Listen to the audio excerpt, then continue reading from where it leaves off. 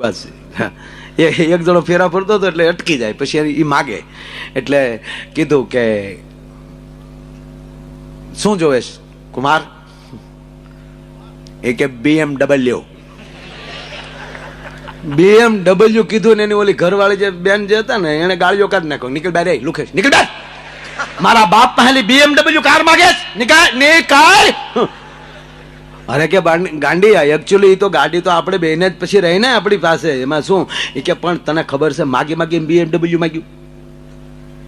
કે કેમ? એ કે મારો બાપ પ્લેન દેવા નહોતો ડો, તે માગી માગીને ફરફરિયું માગી લીધું. હાવ એક ફેરે આપણને હેલિકોપ્ટર, બીજા ફેરે એ પ્લેન દેવાનો હતો અને તે માગીને BMW માગ્યું.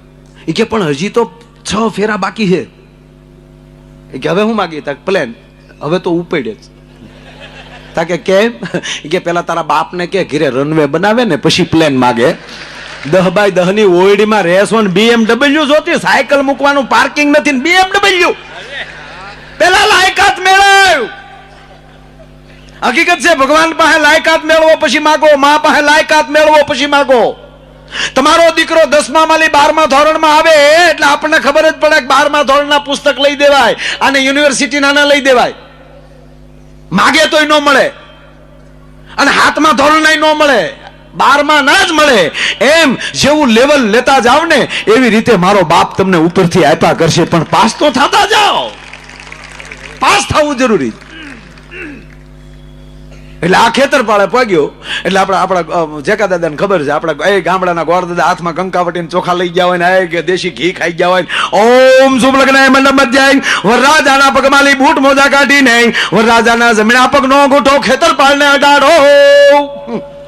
અણવર કાલ્યો ગોળ દાદા 100 રૂપિયા તમારો અંગૂઠો અડાડી ગયો. એ ભાઈ મારો અંગૂઠો નો હાલે, વરરાજાનો અંગૂઠો અડાડો પડે બાપા. કે નહીં દાદા હાલ્યો બીજા હો પણ મુદ્દો રેવા ગયો. ગોળ દાદા કે કઈ સમજણ નથી પડી, ત્યાં સમજણ પાડવા જેવું છે નહીં બાપા. અમે હજી વેવાય ને નથી ખબર પડવા દીધી, તમે ખેતર પાડને હુકમ ખબર પાડવા માંગો છો? દાદા કે હજી નથી સમજાતું, કે અંગૂઠો જ નથી.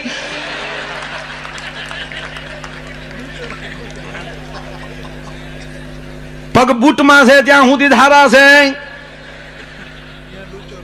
એમ મૂળ મુદ્દો મારો કહેવાનો કે જેના જીવન ઉજળા હશે, જેની પાસે વિચારો ઉજળા હશે, અને જેની પાસે સારો મિત્ર હશે. સારું પુસ્તક હોવું જરૂરી, પણ સારો મિત્ર હોવો જરૂરી છે. અને સારો મિત્ર જેને મળી જાય એ કોઈ દી નકામો રસ્તો ન થવા દે, અને એ જ મિત્ર કોક દી ક્યાંક પહોંચાડે. આ યોગેશભાઈ ને વર્ષોથી બાપાના એ બગડાણાથી જેસર વધારે બાપા ગયા હોય તો જેસરમાં ગયા, તો એ બધા મિત્રો મળતા મળતા એ ક્યાં સુધી પહોંચાડ્યા. હું બગડાણા હાલીને ગયો છું ભાઈ, બહુ સાંજના 5 વાગે સ્કૂલેથી આવી, દફતરનો ઘા કરી અને ન્યાલી 18 કિલોમીટર થાય. એ 5 વાગે બંદા ડોટું મૂકે. અમારું આખું મંડળ હતું, છોકરાઓનું મંડળ. એટલે મંડળ, હા એ જ મંડળ, ઓલું મંડળ નહીં, ઓલું મંડળ નહીં, ઓલું મંડળ.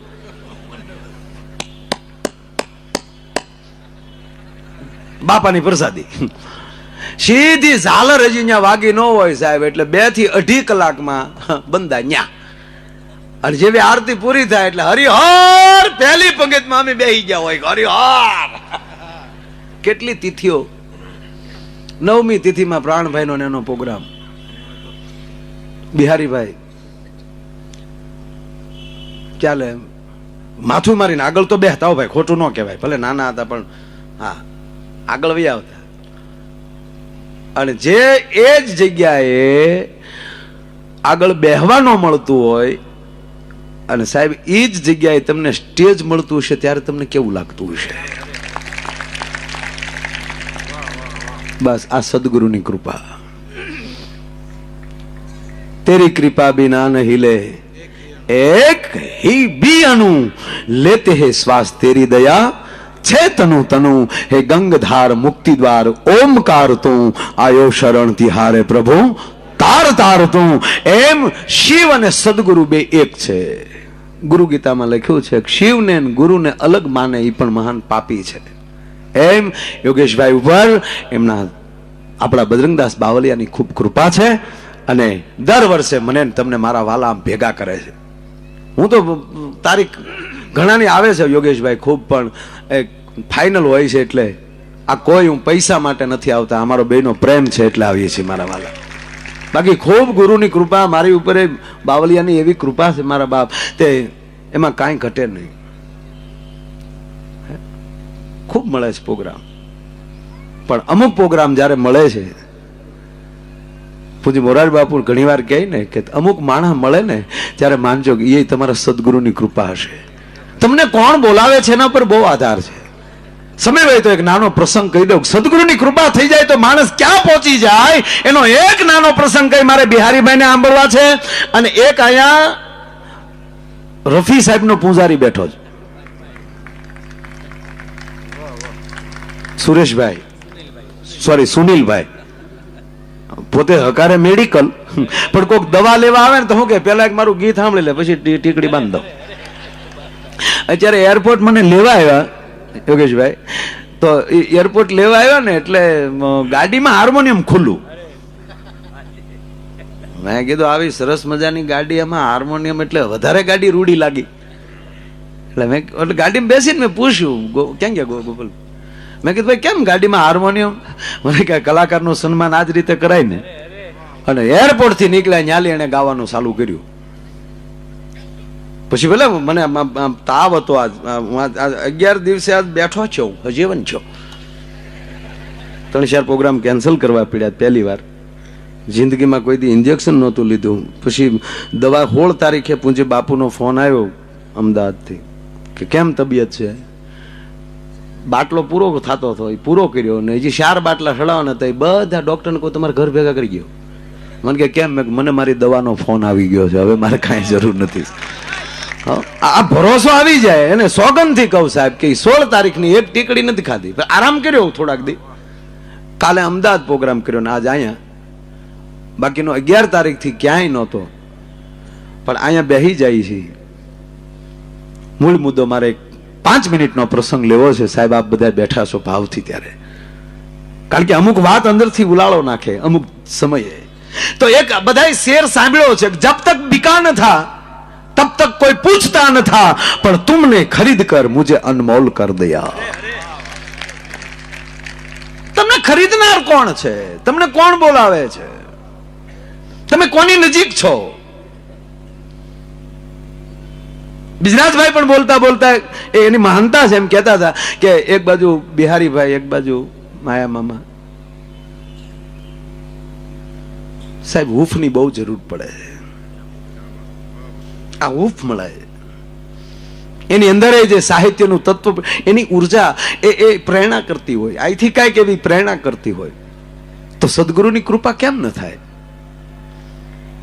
એટલે આ શેર મને ગમે. જબ તક બિકા ન થા તબ તક કોઈ પૂછતા ન થા. એની ઉપરનો એક મારે નાનો પ્રસંગ ઈ કેવો છે કે એક આજે મેં પહેલા જે સ્ટાર્ટમાં જે હીરાની વાત કરી, ફરીવાર પાછો એ વાત ઉપર આવું. એક યુવાનને હીરો જડે છે. ઓલે પણ દાસી હતી, માફ કરજો. એક યુવાનને એક હીરો જડે છે અને હીરો જેવો હાથમાં આવ્યો એટલે અંદર મનસુબા મળ્યો માણા ઘડવા. ભાઈ આ હીરાને હું એમ કહેવાય ઝવેરી બજારમાં વેચી આવી અને આના કરોડો રૂપિયા આવશે, 2-5 કરોડ આવશે તો હું પણ મોટો માણસ બની, હું પણ હેમેન્દ્રભાઈ માણસના જે તરંગો જે હતા કે હું પણ એક મોટું ફાર્મ બનાવીશ, હું 4 વ્હીલ લઈશ. આવા મનસુબા ઘડતો એક ગામડાનો યુવાન આવા શહેરમાં આવે. થોડીક શબ્દમાં ધ્યાન આપજો કે અત્યારે ઝવેરી બજાર નામ છે પણ ઝવેરી બહુ ઓછા છે. વેપારી બહુ વધી ગયા છે. મારી ટકોર ઉપર ધ્યાન આપજો. છે ઝવેરી, નહીતર તો ઝવેરી બજાર ન હોય. પણ હવે એવા વેપારી બધા થઈ ગયા કે અમારા ગુરુને એટલા રૂપિયા ધરો ને અમારા ગુરુ તમને ધબો મારી દે એટલે તમે સીધા વૈકુંઠમાં. તું તારો ગુરુ પેલા ધબો મારીને વૈકુંઠમાં આટો મારીને પછી આવો, પછી અમારી ડોકમાં ગાળિયા નાખો. આ વેપાર નહીં. આ યુવાન ઝવેરી બજારમાં આવે છે હીરો લઈ, મોઢામાં તેજ છે, મનસુબા ઘડતો આવ્યો છે, સપના જોતો આવ્યો છે. અને સારી ઝવેરી બજારમાં એક વેપારીની પેઢી ઉપર જાય હીરો મૂકે છે અને બિહારીભાઈ હીરો જોતા એ વેપારી હીરો મૂકીને એટલું કહે છે ભાઈ આનું કાંઈ ના આવે. હે કે આનું કાંઈ ના આવે. કેમ કે આ તો ખોટો છે. મોઢા ઉપર જે તેજ હતું ને મારા બાપ, એ યુવાનનું ભાંગી ગયું. હાય હાય, ખોટો, આ ન ચાલે, આ ખોટો છે. એક પછી એક વેપારી માણા મળ્યો લેવા. હું કેટલા સપના જોઈને આવ્યો, ખોટો કેમ હોય, કેટલો તેજ આપે છે, કેટલો એ ઝગમગાટ મારે છે. આ ખોટો કેમ હોય, ખોટો કેમ હોય, ખોટો કેમ હોય. અને યુવાન ને મોઢા ઉપર મશ મળી ઠળવા. જેમ જેમ વેપારી બદલતો ગયો, હાંજ પડી ગઈ, ઝવેરી બજાર પૂરી થઈ ગઈ. એક પણ ઝવેરી ન નીકળ્યો. નારાજ થાય ની માણસ જાય, એમ કહેવાય ઝવેરી બજારની જ્યાં બહાર નીકળે છે, હાલ હું ઘર ભેગો થઈ જાઉં, હાનની સેલી બસ ઈ વહી જાય તોય મારે ચાલીને જવું પડશે, હાલ હવે નીકળી જાઉં.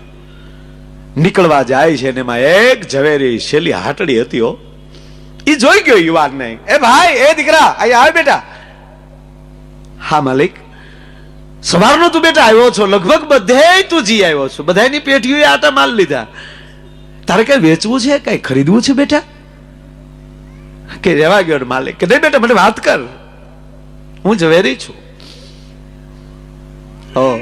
આપ ઝવેરી છો, પણ મને હવે મોઢું થાય છે, લગભગ બધે હું મળી લીધો, અને તમારો મારો હું કામ સમય બગાડવો જોવે, અને મારે બસનો ટાઈમ થઈ ગયો. પણ બેટા મને કહેતો ખરો, તું આવ્યો ત્યારે આનંદમાં હતો, અત્યારે જા છો તો નિરાશ થઈ જાય. આવી ચિંતા કરવા વાળા સમાજમાં કેટલા? માલિક, આ મને હીરો જડ્યો હતો. જોકે મારે સપના ન જોવા જોઈએ, મેં ખોટા મનસુબા ઘડ્યા. મારે એમ કે આ સાચો હશે અને હું કરોડો રૂપિયા કમાશ, મને બહુ કિંમતી લાગ્યો એટલે આને હું બજારમાં લઈને આવ્યો હતો. પણ બધાએ ખોટો કીધો, એટલે મને એમ થયું કે હવે તમારો સમય મારે હું કામ બગાડવો જોવે. તમારી આટડી મને નાની લાગી. અમુકને આટડીઓ લાગે નાન્યું, સરળતા, ઠાઠમાટ નહીં, પણ સરળતા. શેઠે ટૂંકી વાત લઈ લઉં. શેઠે કીધું, બેટા મને બતાવ તો ખરો દીકરા. ટેબલ ઉપર હીરો મૂકે છે, અને આ દેશના ઝવેરીએ હાથમાં હીરો લીધો. યુવાન હીરો જોતા જોતા ટેબલ ઉપર મૂકી ખંભે હાથ મૂક્યો. દીકરા, કોણે કીધું આ ખોટો છે? કોણે કીધું આ ખોટો છે? શબ્દ જ્યાં યુવાને સાંભળ્યો, હવારમાં જે લાઈટ હતી ફડાક દીન મોઢા ઉપર આવી. હે, કોણે કીધું બેટા ખોટો છે?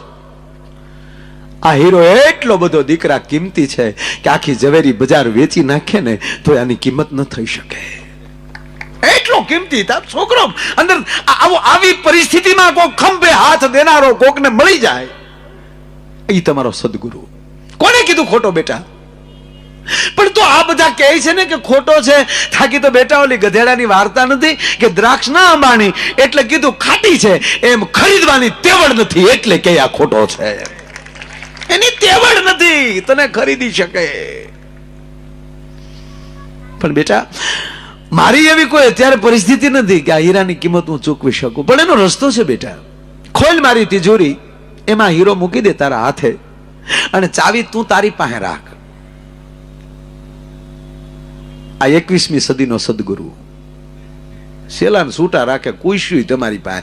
ગુરુજી આવે ને તાળા ઉઘડે ને એવો લપ જ નહીં. તારી પાસે ચાવી રાખ, અને બેટા તારે ચિંતા કરવાની ત્યાં સુધી જરૂર નથી. આને હું ખરીદું એવડો તેવડનો બનીશ તે આનું કિંમત ચૂકવી, પણ ત્યાં સુધી તારા પરિવારની જવાબદારી મારી છે. વિયાય મારી ભેગો, એને ભેળો લઈ લેવો. કાંઈ મારી ભેળો વિયાય, મારી ભેળો વિયાય મારો બાપ. તને પગાર આપીશ દીકરા, મારી દુકાનમાં મારી હાટડીમાં કામ કર. અને યુવાનને ભેગો લીધો. વાત બહુ મોટી, પણ મને આ વાતનો પ્રાણ હવે છે. એ છોકરાને ભેગો લીધો સાહેબ, અને ધીરે ધીરે ધીરે ધીરે ધીરે આને જાણતલ બનાવ્યો. આ પોતે મીડો ઝવેરી બનવા, મીડો પારખવા, મીડો પરખંદો થવા. હવે સાહેબ એનો માણા નથી રહ્યો, પાર્ટનર બન્યો છે, ભાગીદાર બન્યું. અને બેની ભાગીદારી એવી સાહેબ હાલી કે હિન્દુસ્તાનનું કોઈ રાજ્યનું કેપિટલ સિટી બાકી ન હોય જ્યાં એનો શોરૂમ ન હોય. દશે દિશામાં એના કંપનીના નામના ડંકા મીડ્યા વાગવા. અને હવે તો ઓલાને મોટી ઉંમર થઈ ગઈ છે, ઓલા ઝવેરીને. અને આ બરોબર તરવરીયો યુવાનને એવો પરખંદો બન્યો છે.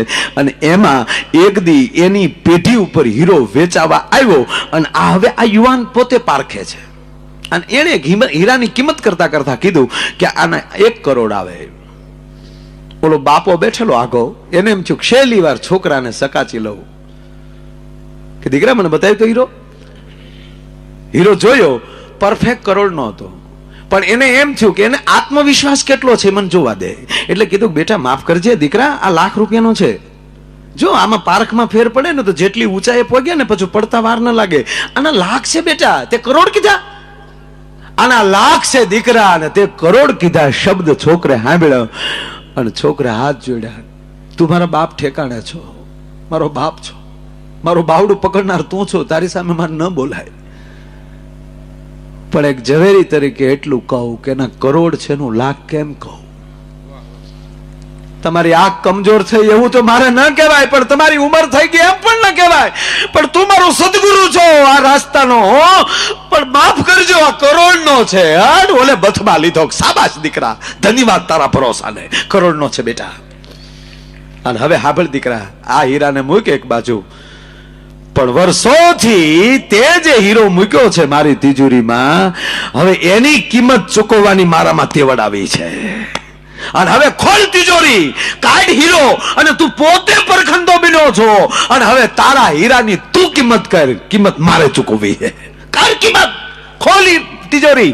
અને કહેવાય છે એ વર્ષો પહેલાના હરખમાં છોકરા એમ કહેવાય તિજોરી ખોલે છે અને હીરાને હાથમાં લીધો અને જોતા જોતા જોતા જોતા હાથમાં હીરો પડી ગયો.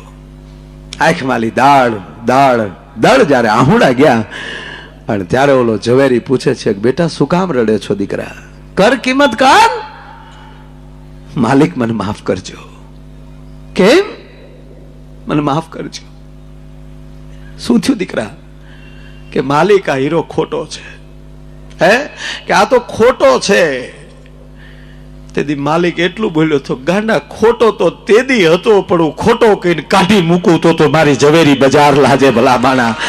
જો તેદી હું તને જાતો કરું તો તારી અંદર જે હીરત્વ પડ્યું હતું એનું શું થાત?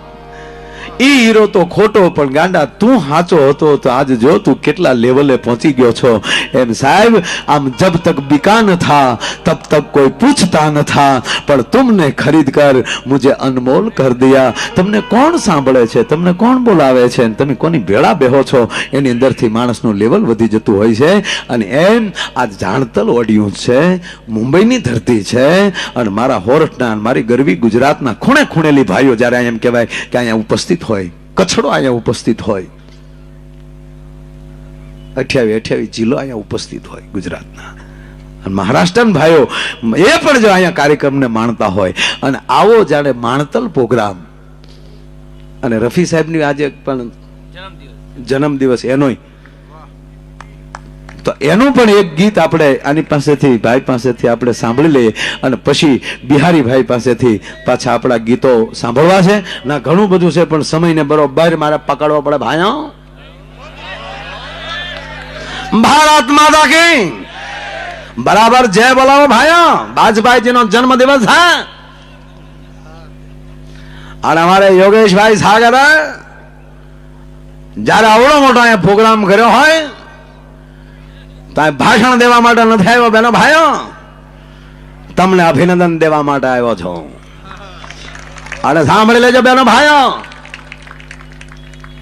2019 નો સૂરજ આ દેશ માટે કઈક અલગ ઝળકતો છે બેનો ભાઈઓ.